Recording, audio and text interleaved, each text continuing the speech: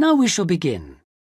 You should answer the questions as you listen because you will not hear the recording a second time. Listen carefully and answer questions 1 to 4. Hi, Tony. Thanks ever so much for coming. You know we've been asked to organise something for John's farewell. Yeah, sure. It's about time we started working out details. Exactly. We don't want to leave it so late that it's double the work. Right. Do you want me to take notes? Oh, that'd be great, thanks. Right. First thing is, when is the best time to hold it? Well, he leaves on the 24th of December. So what about the 22nd? Yeah, I think that's about right. We want it quite near the time, don't we? Sure. And what about a venue? In college? A hotel? I think a hotel will probably work out rather expensive. And I've been looking at the college dining room. That seems pretty reasonable. Fine. Yeah, why not? And then we ought to be thinking about invitations. Who mustn't we forget to invite? Well, obviously John and his wife. Oh, right. And the director. Uh-huh. The office staff. Yep. And all the teachers and all the students. Anyone else? Faculty heads? No, better draw the line. I don't think it's necessary. Yeah, you're right. I don't mind writing the invitations. When shall we get them out for? Enough time, but not too early. What about the 15th of December? Well, there are exams on the 16th. Better avoid them. 10th? Yeah, that should do it. Before you hear the rest of the conversation, you have some time to look at questions 5 to 10.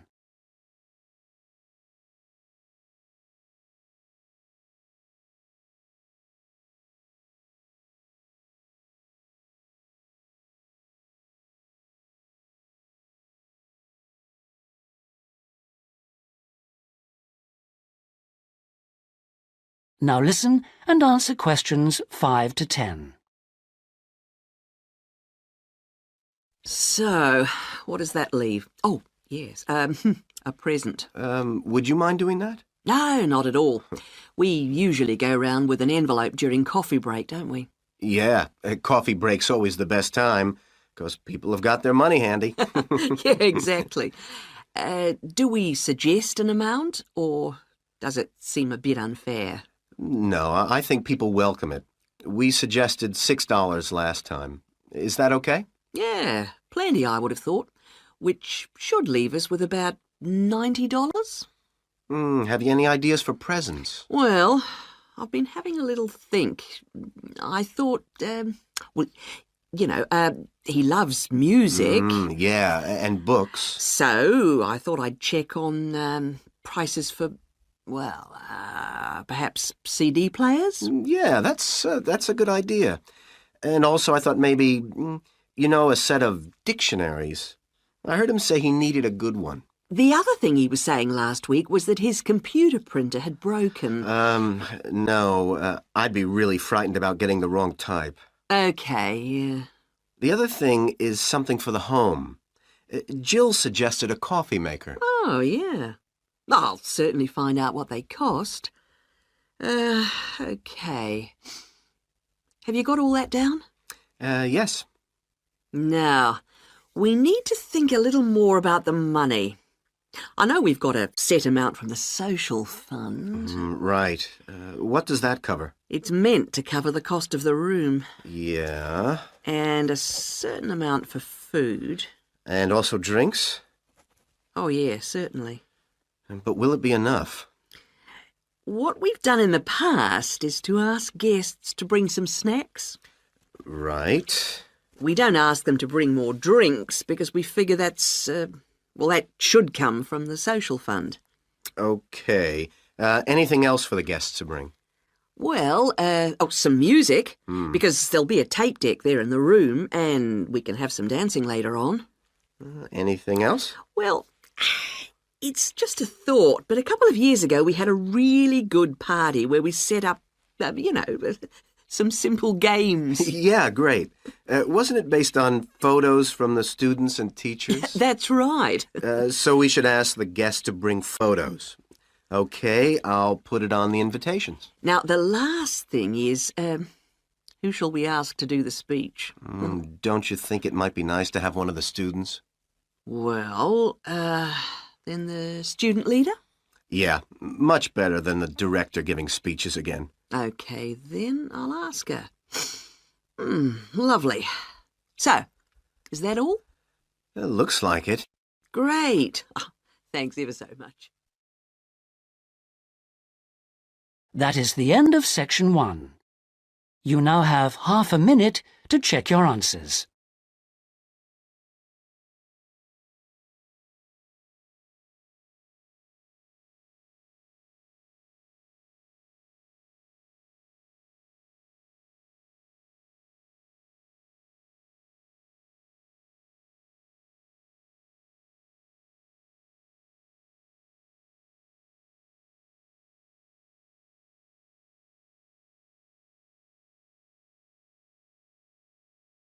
Now turn to section 2.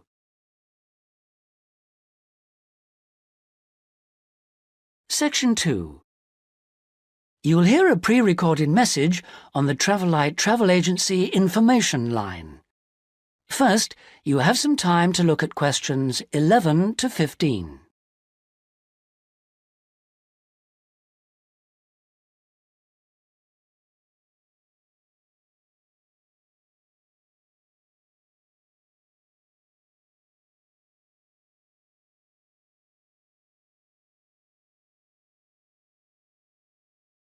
Now listen carefully and answer questions 11 to 15. Thank you for calling the free Travel-Light Travel Agency information line. You will not be charged for this call.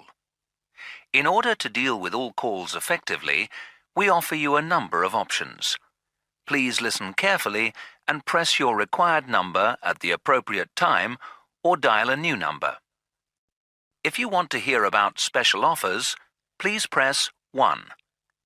If you want to hear our latest price lists, please press 2. If you want to make a complaint, please press 3. If you want information about our new walking holidays, please press 4 now. Thank you for calling our Travel-Light Walking Holidays line. We have been offering a wide variety of walking holidays to suit all tastes for just 3 years, but already we have won 2 awards for excellence in this field. We offer guided walking tours to suit the discerning traveller in 12 different centres throughout the whole of Western Europe. We are planning to open our first centre outside this area in the coming year, so watch out for developments. But the pride of Travel-Light is the level of guidance and support we offer on our walks. All are planned in detail by our highly trained guides who all work in a variety of different Travel-Light locations, so we can guarantee standards. Each day we offer 3 separate walks catering for all skills and fitness levels. We also pride ourselves on our friendly service, particularly important for the increasing numbers of people who choose to holiday alone. Unlike almost all travel operators who happily charge large supplements for single rooms, we guarantee that no single client will pay more, even when only double rooms are available for them. And the day doesn't end with the return to base. After our dinner at communal tables designed to make all our guests feel part of a family atmosphere, entertainment is laid on nearly every night with tour leaders on hand to organise lectures, games, quizzes, and respond to any special request from guests. Before you hear the rest of the message, you have some time to look at questions 16 to 20.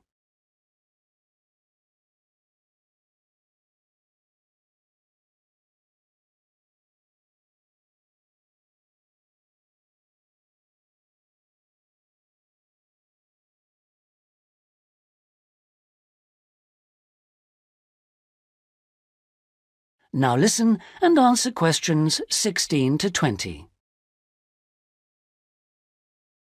The following is a summary of costs and special inclusive offers on holidays for the coming summer. We have 3 lengths of holiday: 3-day, 7-day and 14-day. The 3-day holiday costs $180 for all accommodation, food and walking, and for the first time this year, we are including in that price the cost of picking you up from the nearest station. The 7-day holiday costs $350 per person and, as well as including the offers of the 3-day holiday, also includes a magnificent book giving the local history. On top of that, we are able to include free maps for you to better enjoy the walking and even plan in advance if you wish. For the 14-day holiday, our special price is $690 per person, and that includes all the offers for the 3- and 7-day holidays, plus membership of a local walking club, so you can better enjoy the full flavour of the local life. For further information, please contact your local travel agent. Thank you for calling the Travel Light Travel Agency Information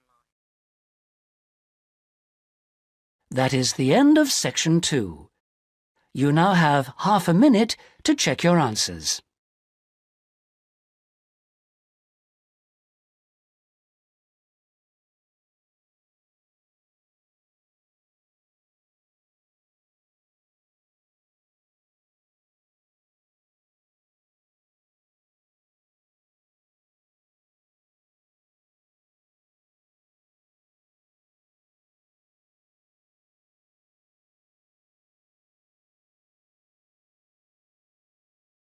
Now turn to section 3.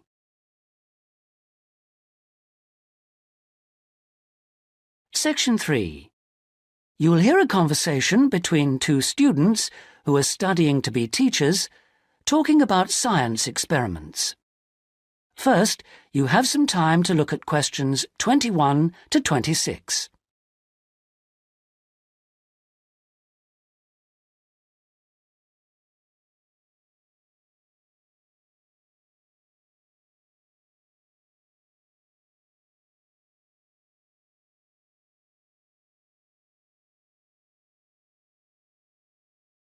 Now listen carefully and answer questions 21 to 26. Hi, Sue. Hi, Mike. So what happened to you last week? Oh, I was sick with the flu. What's this I hear about a big assignment we've got to do? Oh, well, basically, we've got to find 2 science experiments to do with a group of 8-year-old children at the local primary school. And we've got to complete it by the end of the week. That sounds like hard work.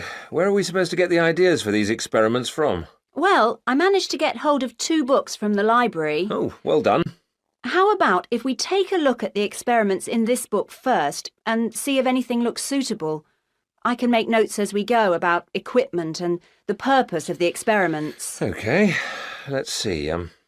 The first experiment is called Make Your Own Hovercraft, which sounds very ambitious. Mind you, you only need 20 balloons and a table. You don't need any special engines or anything like that. What do you do with it all? You blow up the balloons and you balance the table on them, upside down, of course, and the kids get to ride around on it. You know, the other kids sort of push them around the room. The main purpose is to show how hovercrafts work and how things hover around on just a cushion of air. OK, that doesn't sound too bad. OK, ready for number 2? Mm-hmm. Now, this one is called Unusual Measures of Lengths, and you basically use lots of paper clips. The kids go around the class measuring things, you know, how long the desk is and that sort of thing, and then they all compare their answers. And basically, because not all paper clips are the same lengths, they should come up with some strange answers. It's supposed to demonstrate the importance of having fixed units of measurement. Yeah, that's not bad. OK, now for number 3, you need rock salt or copper sulfate. Oh, I'm not sure about that. Well, just put down the rock salt then. Apart from that, you only need a jar of water. And basically you dissolve lots of salt into the water and watch the crystals form. So it basically teaches the kids about growing crystals. Yeah, I suppose it would be nice to grow something. let's move on and have a look at number 4. OK, this one is called Spinning Colour Wheel. It looks like you get some cardboard and draw a circle on it, divide it into 6 equal segments and colour each one in, using different colours, then you thread a piece of string through the middle. So we'd need some string as well.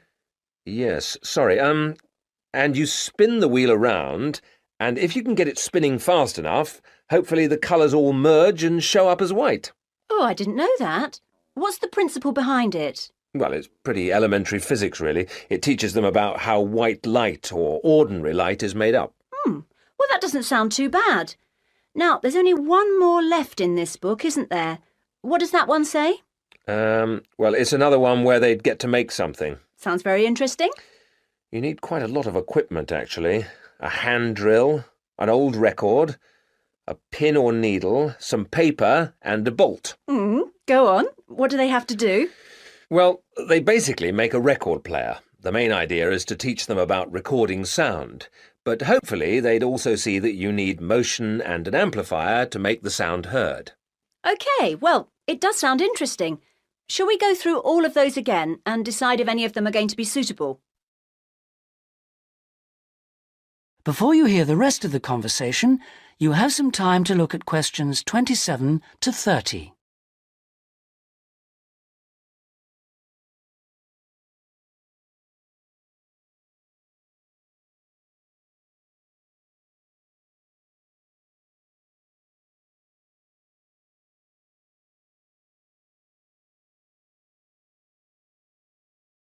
Now listen and answer questions 27 to 30. Right. Number 1. I thought this one sounded nice. There'd be lots of activity, and it doesn't need too much in the way of equipment. Yes, that's true, but don't you think it's a bit risky to get a group of 8-year-olds pushing each other around a classroom like that? Well, someone could get hurt. No, I don't like the sound of that one at all. Maybe you're right. What about number 2, with the paper clips? It sounds tame enough. Yes, a bit too tame, if you ask me. I think it needs to be something a bit more active and interesting than that, don't you?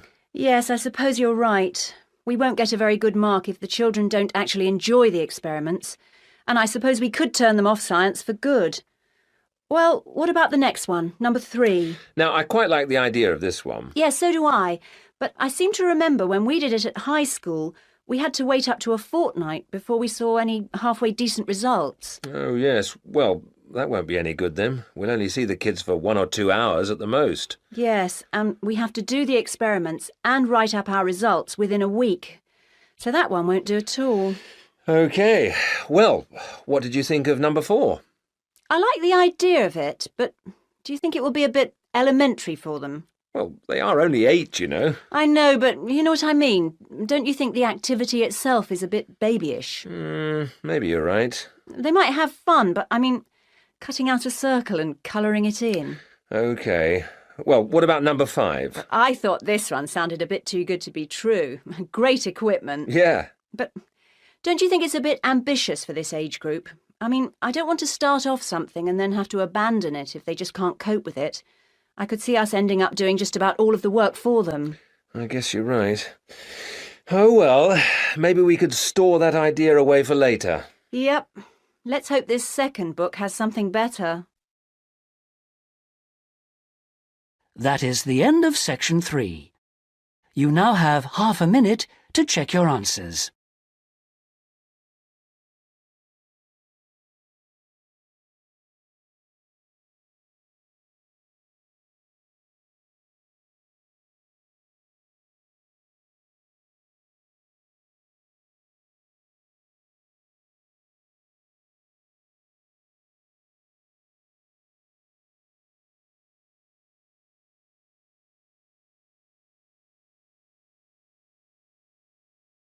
Now turn to section 4.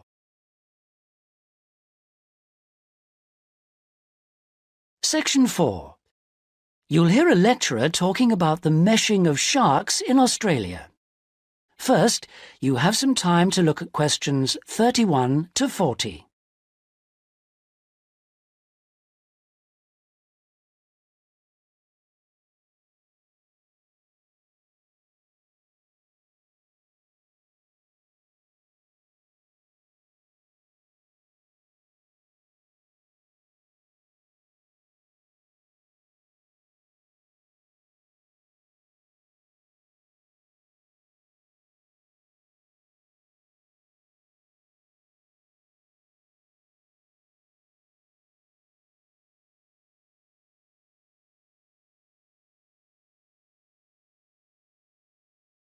Now listen carefully and answer questions 31 to 40.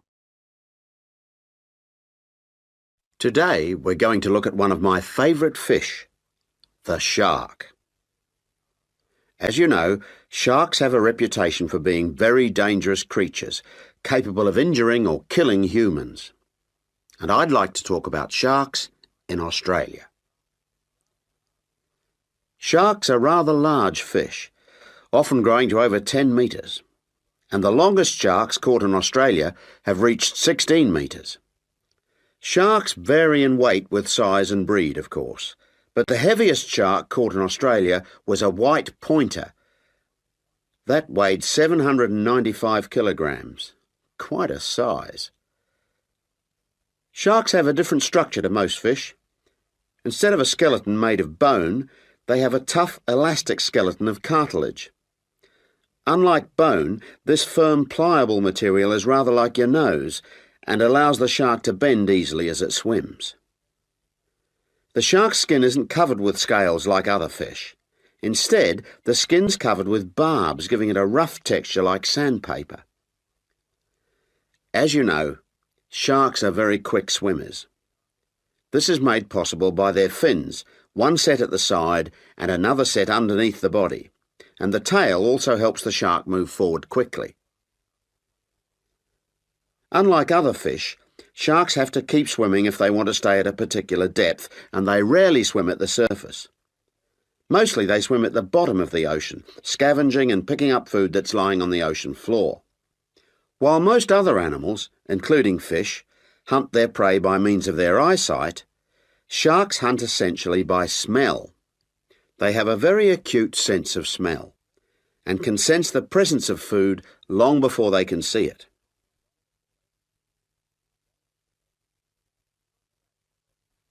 In Australia, where people spend a lot of time at the beach, the government has realised that it must prevent sharks from swimming near its beaches.